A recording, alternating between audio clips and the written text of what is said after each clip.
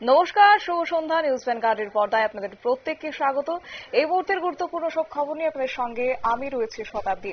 আজ শুরুতেই নজর রাখতে হয় নেপালের দিকে, কারণ নেপাল নিয়ে দিনভর কিন্তু চর্চায় ছিল। এবার যে খবর পাওয়া গেছে, বালিন্দ্র শাহ নেপালের নতুন প্রধানমন্ত্রী, তা নিয়ে একটা জল্পনা শুরু হয়ে গেছে। বালিন্দ্র শাহ বর্তমানে কাঠমান্ডুর মেয়র বলেও খবর, এবং জেনজি আন্দোলনকে প্রথম থেকে সমর্থন করেছিলেন এই বালিন্দ্র শাহ।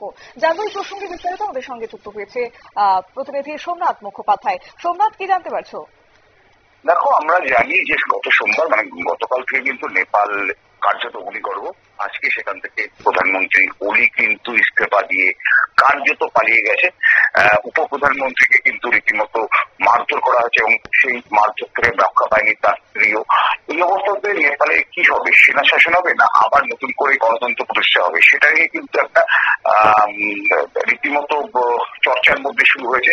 এবং যতদূর জানা যাচ্ছে যে মানুষ চাচ্ছে অন্তর্বর্তী একটা সরকার করে তারপরে সেখানে ভোট হবে। কিন্তু অন্তর্বর্তী সরকারের মুখ হবে কে, সেটা নিয়ে প্রশ্ন আসছে। বিক্ষোভকারীরা যারা এই বিক্ষোভকারী করলেন, বিশেষ করে যুব সমাজ, তারা কিন্তু বলছে যে বালেন্দ্র শাহকে প্রধানমন্ত্রীর মুখ করা হোক। কারণ বালেন্দ্র শাহ হচ্ছে কাঠমান্ডুর মেয়র এবং তিনি কিন্তু নির্দলের মেয়র। তার পেছনে কিন্তু কমিউনিস্ট বা কংগ্রেস কোন দলের কিন্তু সিলমোহর নেই। এবং তিনি কিন্তু এই আন্দোলনকে প্রথম থেকে সমর্থন করেছিলেন। তারপর থেকে ওনার নাম ভেসে আসতে শুরু করেছে। যদিও বালেন্দ্র শাহ ব্যক্তিগত কোনো ধরনের মতামত এখনো আমরা পাইনি, তবে এখন অব্দি নেপাল থেকে যেসব খবর আছে সেই খবর কিন্তু প্রত্যেকটা ভয়াবহ খবর। এবং নেপাল কিন্তু কার্যত জ্বলছে। নেপালে কোনো অনুশাসন নেই।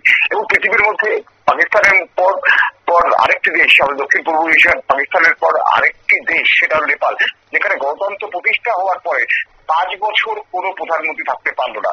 এটা কিন্তু রীতিমতো উদ্বেগজনক। কারণ আমরা জানি আমাদের ভারতবর্ষের চারপাশে যে দেশগুলো রয়েছে সবকটারই রাজনৈতিক অবস্থা খুব টালমাটাল।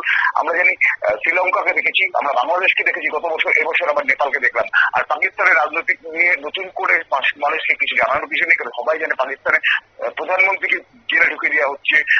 সে জিতলে তাকে তাকে তাকে শপথ নিতে দেওয়া হচ্ছে না। এবং সব মিলে কিন্তু ভারতের আশেপাশে এই এশিয়ার এই দেশগুলো একদম বিচলিত হয়ে আছে। একেবারেই। ধন্যবাদ সোমনাথ। আপনারা শুনলেন, অর্থাৎ এই ক্ষেত্রে কিন্তু একটা উদ্বেগের বিষয় হয়ে দাঁড়াচ্ছে নেপাল। কারণ ভারতের যে লাগোয়া দেশগুলি রয়েছে সেখানে কিন্তু লক্ষ্য করা যাচ্ছে যে 5 বছর সময় পর্যন্ত থাকছেন না কোনো প্রধানমন্ত্রী। তার মধ্যে নেপালের এবার প্রধানমন্ত্রীর পদত্যাগ এবং নতুন করে বালেন্দ্র শাহের এবার প্রধানমন্ত্রী হওয়াকে ঘিরে কিন্তু একটা জোর জল্পনা শুরু হয়ে গেছে। নিয়ে নিচ্ছে ছোট্ট একটি বিজ্ঞাপন বিরতির সঙ্গে থাকুন।